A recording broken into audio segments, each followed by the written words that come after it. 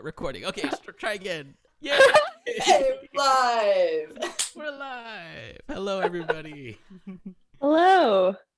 Welcome to a Facebook live stream. My name is Shoji. Over here we have Emily Harada and Jason Matsumoto. And we're here to talk with Emily about her upcoming kaDON live series called Taiko Tailored Workshops. Taiko. I already messed up. Cut. Try that again now. Taiko Tailored Workouts. And actually, this was the very first kaDON Live event that we did months and months ago with Emily. So we're very excited to have her back and talk with her a little bit, get a little bit about her story and what to expect in this series. So let's get started. Emily, why don't you tell us your Taiko story from the beginning, from way back in the beginning. Oh my. Okay, so I will say one thing, which is that I have not had that many years of existence on this planet as so many of your amazing leaders and teachers on kaDON. So I feel very lucky to be one of them. But I will say you just called us all old. Yeah, exactly. No. It was a very wow. Yeah, Jason was a teacher. That was a very gentle. You guys are old. That was the most polite. Wow, I'm not as old as you guys. Oh my god. Clear that. Jason was my teacher at one point, right? No, I'm just no, but but seriously, in all seriousness, though, for a lot of those years that I've been around, I've been playing Taiko, and there have been many times where I've just kind of looked at the roster on kaDON's website, and I'm like very grateful that I can be one of the people to lead. So I just wanted to say thank you real quick. Oh, okay. Yeah. But so my Taiko story probably isn't as long and extensive as some of the other workshop leaders and other people that are with kaDON. So I grew up in Chicago, Illinois. I went to a Buddhist church called the Midwest Buddhist Temple. And the reason why that's important is because that's where I started Taiko. It's one of the things that attracts so many younger Japanese American families to a church. And so my family was one of them, and I was able to learn under Jason's parents. And and then I continued from there. And to be honest, one of the reasons why I continued is because the area that I grew up in, there weren't that many Japanese Americans or that many Asian Americans in general.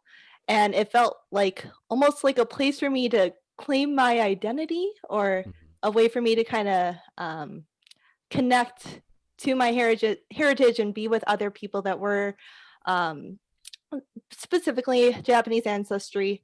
But then it continued to grow from there, and I was able to connect with so many other people.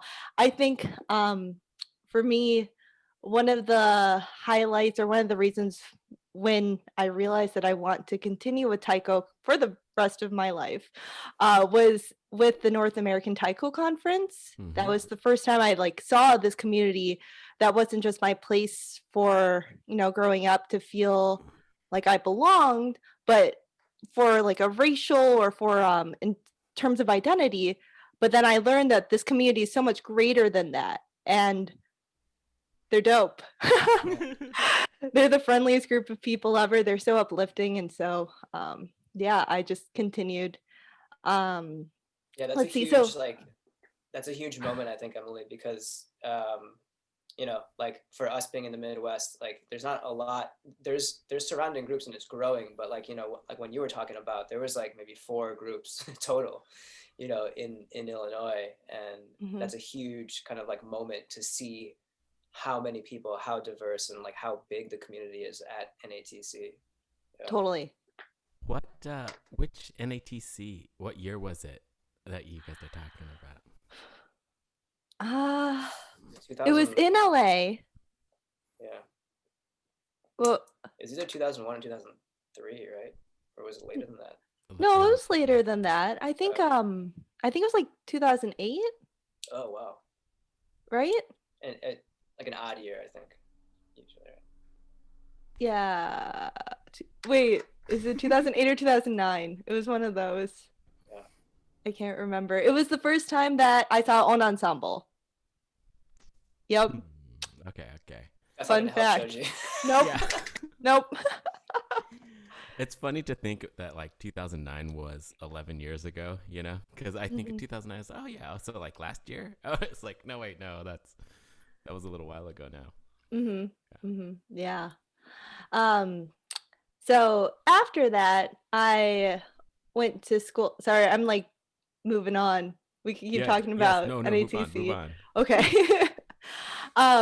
So after that, I went to school in Wisconsin, Madison, and I actually tried to start a taiko group there. I did not have luck.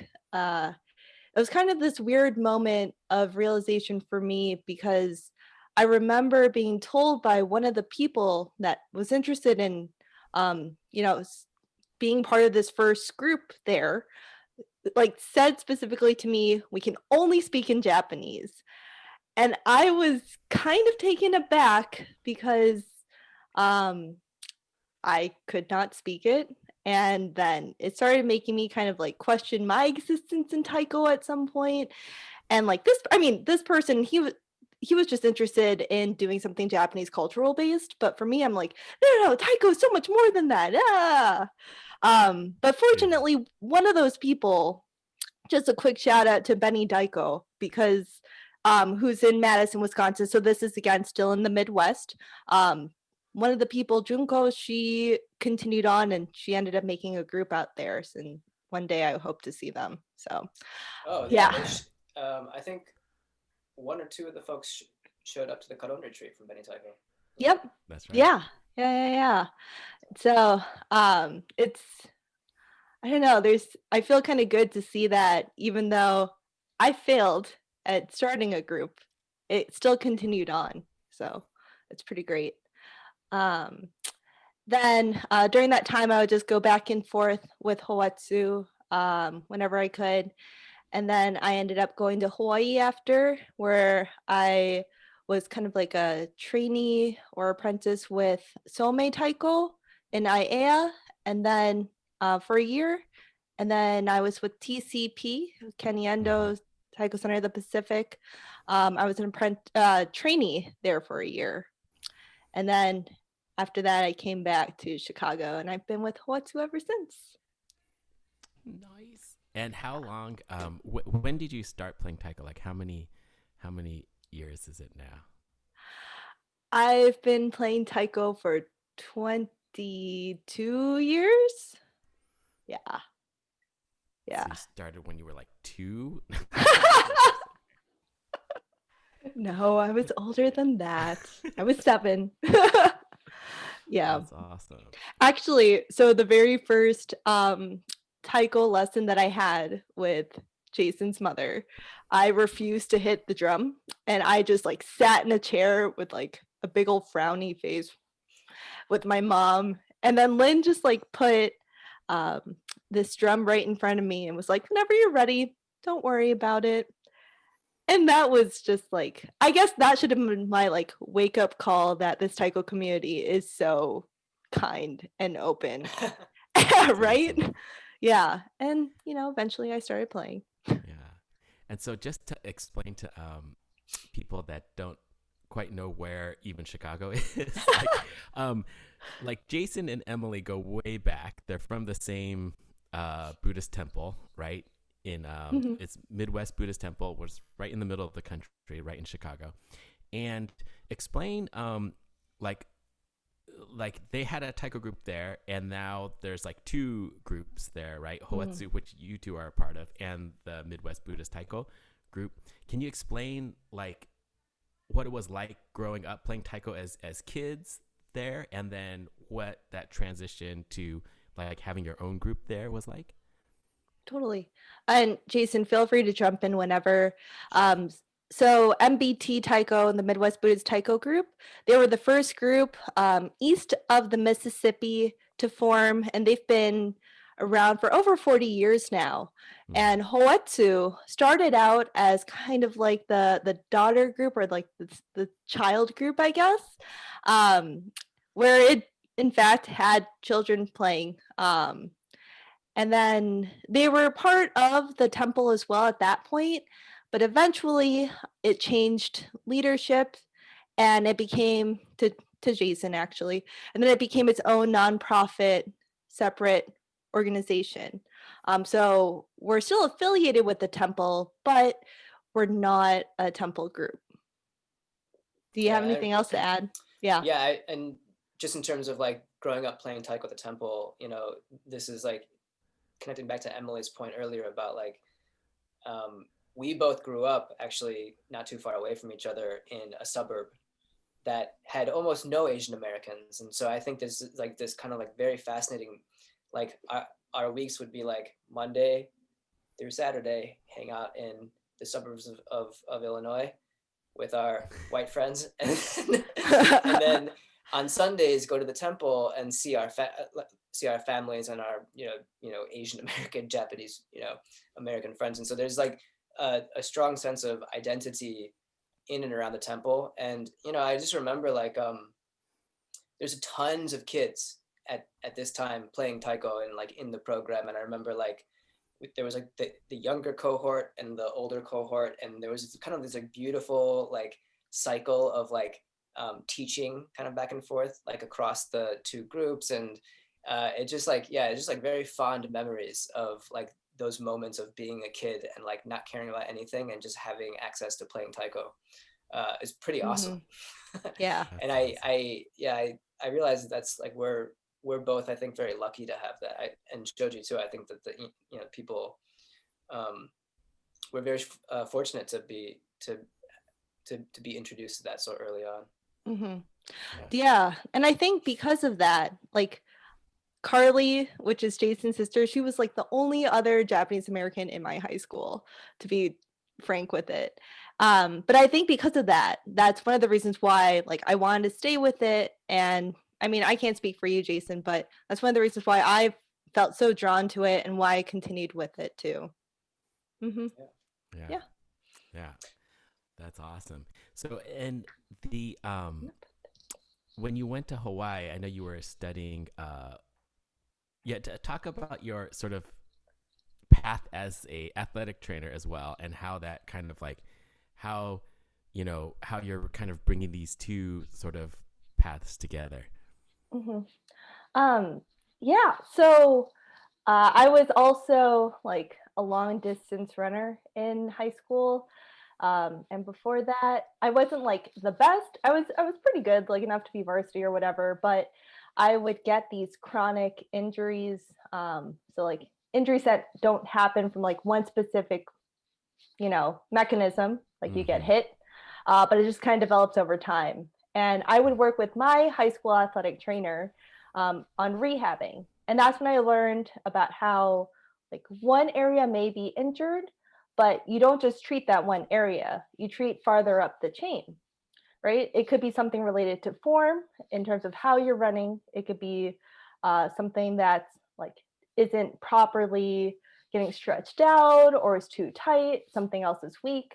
And so that kind of started my interest in more of this rehab or sports medicine world. And so then that's what got me to Wisconsin. So I went to my undergraduate there for athletic training. And then I went and got my master's in athletic training in Hawaii. And when I was there, I also got to study biomechanics. So evaluating and looking at specifically knee joint movement. For those biomechanical nerds out there, extensor mechanism. And looking at ground force reactions. That was very interesting. I haven't said those words in a very long time. But the main concept though is like from all of that training, you or myself, I guess, start to look at how people move a little bit differently. And so, okay, this No, this there's is great. Yeah. well, there's this game that I would play with some of the other athletic trainers, where like we're watching professional sports or whatever from our living room. And one of the things as an athletic trainer that we do is we would be the ones running out onto the field, assessing for an injury if somebody goes down with an injury, and deciding can they continue on? Do we have to take them out, or do we have to call like an ambulance? Okay, or the paramedics, whatever it may be. Then from there, we also do things like rehab or treatment and trying to help them get better with the injury. And then the final step is before they can go back into sport, they have to do kind of like a return to play. Can they prove to us that they're like, physically ready and that they have totally healed from their injury? That's the interesting part, I think, with sports medicine, or well, with athletic training, is that small portion right there. But going back, so now knowing kind of that, and we can go into that more if you'd like to. But what my friends and I would do is we would watch like a professional sports game, and you watch like somebody land kind of funny, and instantly our job is like, okay, do you think that was an ACL? Do you think that was what do you think it is? I think it might be an MCL, and which are all just like these different types of injuries that you can just kind of look at based on how they're landing or based on the way that they got hit. It's kind of cruel. I don't know. That might be kind of nerdy. That's awesome, though. I was curious. One thing that's been really great for like just selfishly for the members of Hoetsu, it's like anytime we have like a sore something, like, oh man, this is like, we'd be like, Emily, this really hurts. This motion hurts. And she's like, okay, let's think about this. Like, here's some exercises you can do. And I think that really connects to, this class that you're doing for on kaDON, because you've been thinking a lot about body mechanics, and you've been thinking a lot about our potentially like very sedentary lifestyle during like COVID.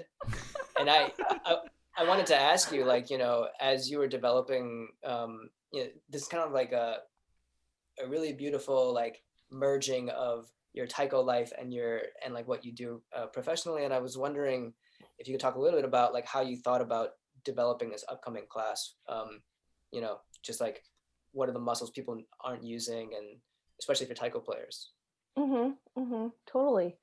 Do you want the specific muscles that no, people just aren't like using? Something that people can understand.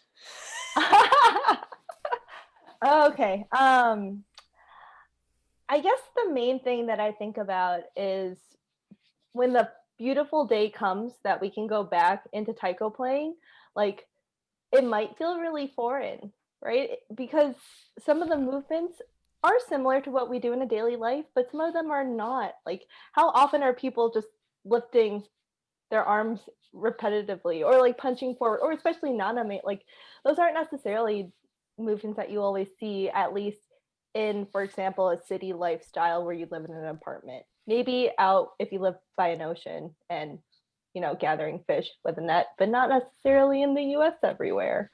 Yeah. So I guess that's what I've been thinking about when it comes to these exercises, is how can you do it in a way that is similar to like the general aerobics that you'll see online, but it's still more taiko specific. Yeah,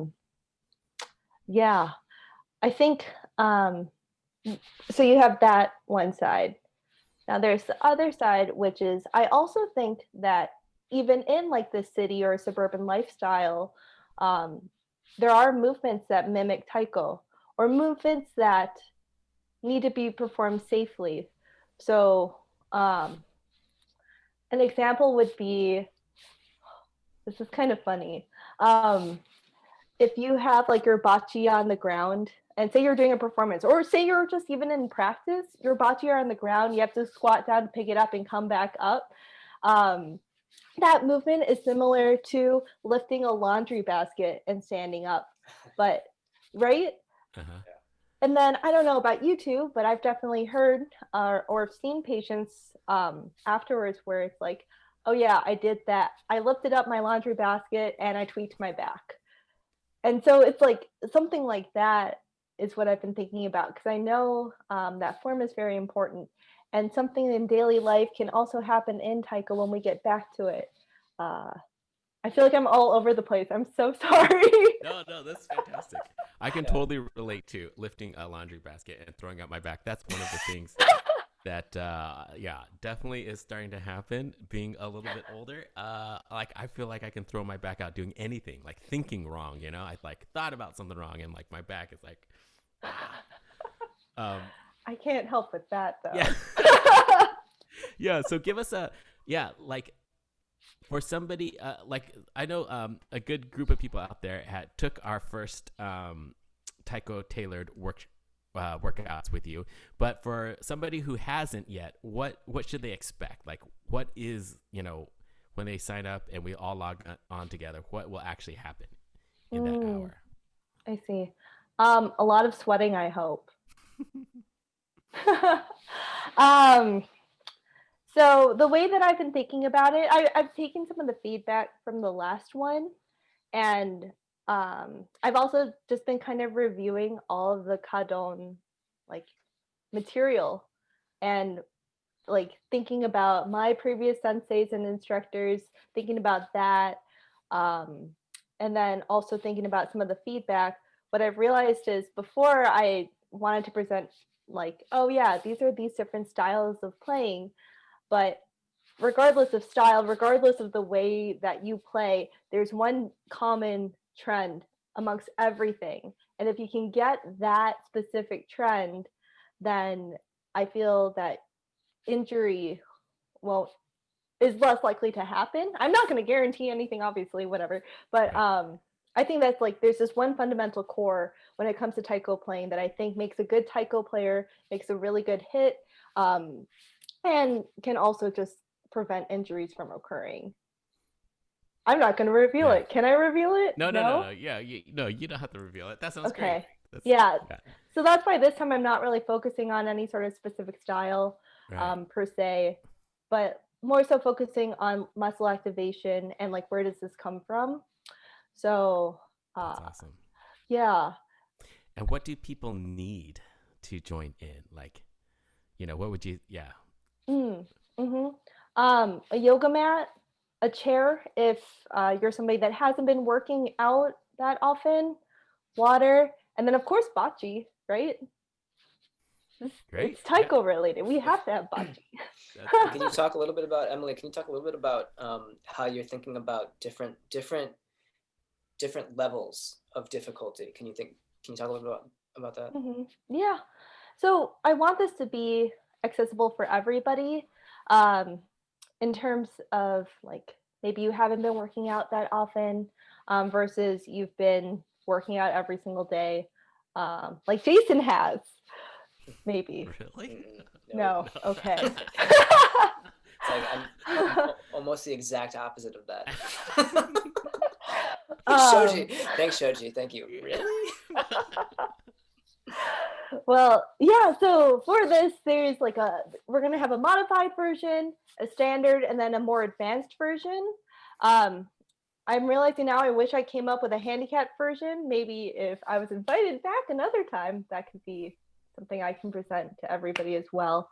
But otherwise, hopefully for all the people that are listening, you'll be able to find one version that works best for you, because this isn't about, impressing anybody. This is just a time for you to use your body, to move, to almost, to reach for that taiko drum that you may not be able to have while you're at home during quarantine, and to just have fun. Yeah. That's super awesome. Yeah, and we're very excited. This is backed by popular demand. People really wanted to. Aww. I think it's just like the kaDON Live thing has been really great. Like people can connect intellectually, they can connect around ideas around taiko, they can connect by working out, and I'm really excited because I also need take this class very badly. Yeah, exactly. Well, and the Um, nice thing too is like we're all stuck inside. Well, a lot of us, at least in the U.S., we're stuck inside. We're still under quarantine. So, and we all know that we need to exercise, but it's like the motivation to do so is very, very low. So, just like having a group of people that, we're all doing this together, I thought was a lot of fun last time. yeah. So I'm very much looking forward to this. Yes, so I will do some quick logistics for everybody. If you're watching, Emily's class is going to be a 4-class workshop, and it's going to start on Wednesday, January 20th at 5 p.m. PST. And it's going to go for 4 weeks straight every Wednesday. And as always, if you sign up for the class, you will receive the recording so that you can work out every single day, maybe even twice a day off of the recordings from this workshop. So Emily, thank you so much for joining. Thank you. Yeah. Thank you, Emily. Yeah. This has And been thanks awesome. thanks for doing this for us. We're very excited to do another series of these Taiko-tailored workouts. I'm excited as well. Thank you. Thank you for real though. Thank you for having me come back. I'm very excited.